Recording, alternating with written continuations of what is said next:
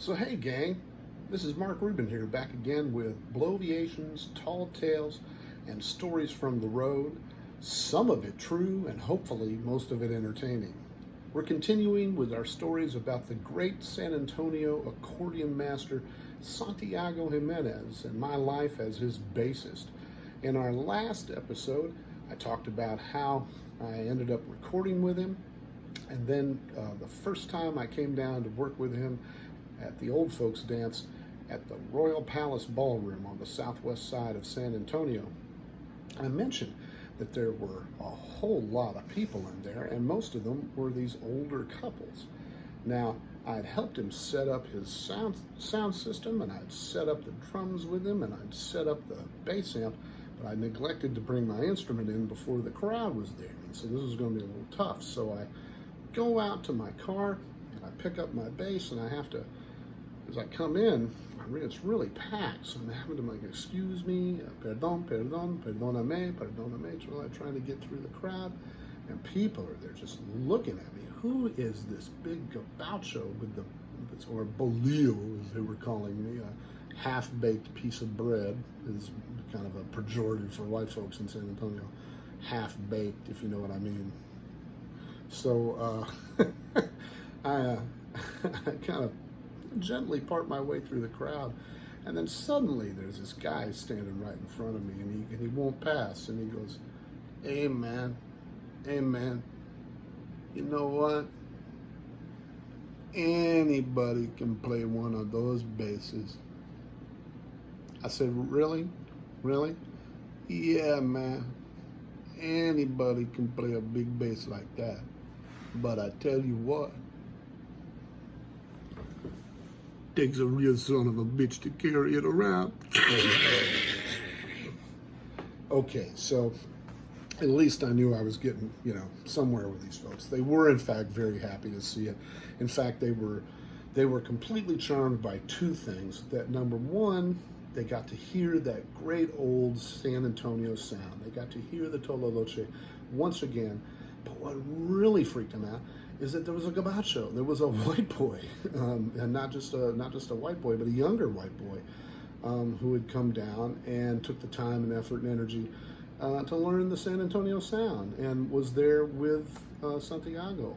And this, I think, meant something. And folks let me know. They were very, very, very kind to me. And in fact, the setup was like this. It was a 4-hour gig with a 45-minute break in the middle. And that's because people were dancing. And they insisted on dancing, man. It was an education like you wouldn't believe, because that was our job. And the band was stellar. The band was something else. The drummer all the time was an incredible guy named Martinez, who could make his drums sound like how shall I say, like a box of rocks falling down the stairway sometimes, and he would do those it sounded like popcorn, popping on his drum kit sometimes. It was just a joy to play with, and rock solid time. And he always had a great bajo sexto player, including the guy who didn't show up with a clean shirt. He was pretty good as well. But generally speaking, he would have Jesse Castillo, who was, once again, a solid rock. I do not recall him ever saying more than about a sentence in the, 8 years that I worked with him on stage, on tour, in the studio. An amazing individual. And that band laid down as firm a dance beat and a bed for Santiago to play. And he was such a showman and such a gentleman, and he really, really, really spoke to his audience and for his audience.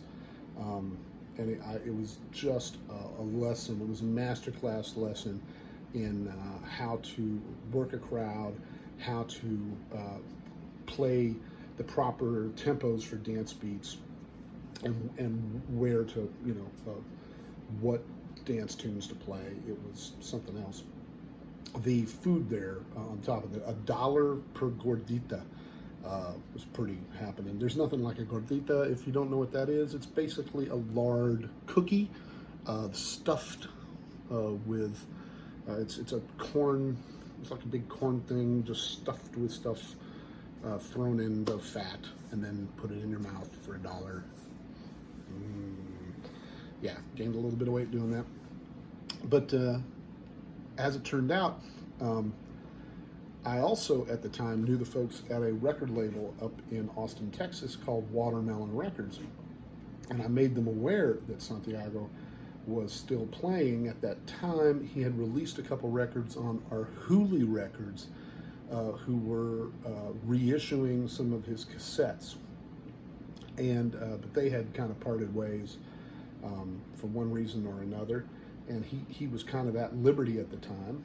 And the folks up at Watermelon Records in Austin were trying to kind of present themselves as a Texas roots label.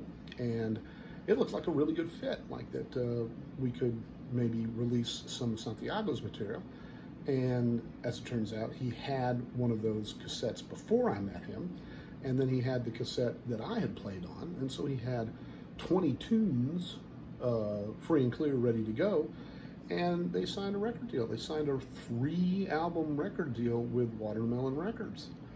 And he was off and running. And we released a record called Corazón de Piedra, Heart of Stone. And wouldn't you believe it, it was nominated for a Best Regional Mexican release when it came out. It was staggering. That just the first record right out the bat that I had recorded with him and got to have released on a label, got a nomination. Didn't win, but the nomination alone was a real boost to Santiago, a real boost to his career, and it kind of put him back up on the scene. And at that time, kind of got some phone calls to come in, and one of the phone calls that came in was to go perform at a big folk festival in France, a thing called Les Nuits Typiques de Langon in Langon, France. But the problem with that is that it was in France. Now see, you got to get on a plane to go to France, and Santiago had some problems about getting on a plane. And we'll talk about that next time on Bloviations, Tall Tales, and Stories from the Road. All of them true, some of them entertaining. Hey, and don't forget about helping your old buddy Mark out on that Patreon page. If you're liking this stuff, like this, subscribe. All of that really helps me out. Thank you so much. We'll see you next time.